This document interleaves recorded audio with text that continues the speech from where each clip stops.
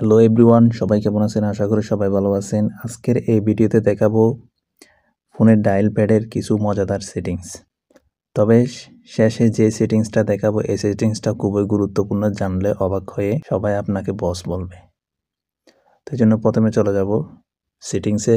Settings অপশনে আসার পর এখানে দেখতে পাবেন সিম নেটওয়ার্ক সেটিং, এই অপশনটাতে ক্লিক করে দিবেন। এই অপশনটাতে ক্লিক করার পর আপনি এখানে দেখতে পাবেন কল সেটিং, এই অপশনটাতে ক্লিক করে দিবেন। এই অপশনটাতে ক্লিক করার পর আপনি এখানে দেখতে পাবেন কলার আইডি ডিসপ্লে, এই অপশনটাতে ক্লিক করবেন।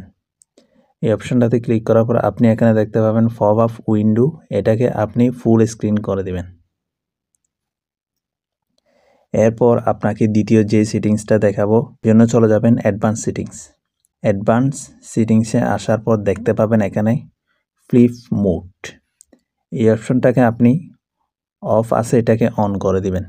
যখন আপনি কোনো কারণে মোবাইল রিসিভ করতে পারতেছেন না, সাইলেন্ট করে রাখতে চাচ্ছেন, তাহলে আপনি যখন মোবাইলটাকে উল্টো করে ধরবেন তখন আপনার মোবাইলটা সাইলেন্ট হয়ে যাবে।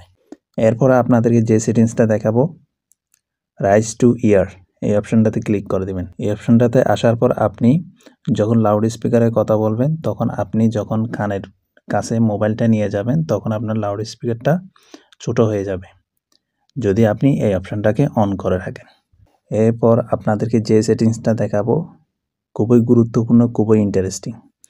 এরপর আপনি চলে যাবেন আনসার কল উইথ গেচার, এই অপশনটাতে ক্লিক করে দিবেন।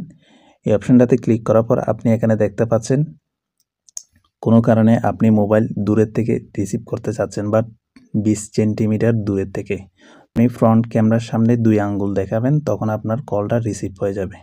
যদি আপনি মোবাইলে হাত দিতে পারেন বা কোনো একটা কাজে আছেন, পানি ধরছেন বা অন্য কিছু, আপনি মোবাইল রিসিভ করতে পারতেছেন না, তখন আপনি ফ্রন্ট ক্যামেরার সামনে 2 আঙ্গুল দেখালে তখন আপনার কলটা রিসিভ হয়ে যাবে।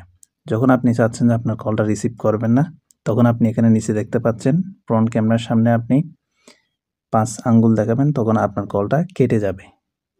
তো এই জন্য আপনাকে এই সেটিংসটা অন করে রাখতে হবে। যদি আপনার এই সেটিংসটা শিখে যদি একটু ভালো লাগে তাহলে আমার চ্যানেলটাকে সাবস্ক্রাইব করে পাশে থাকা বেল আইকনটি অল করে দিয়ে একটা লাইক দিয়ে দিবেন।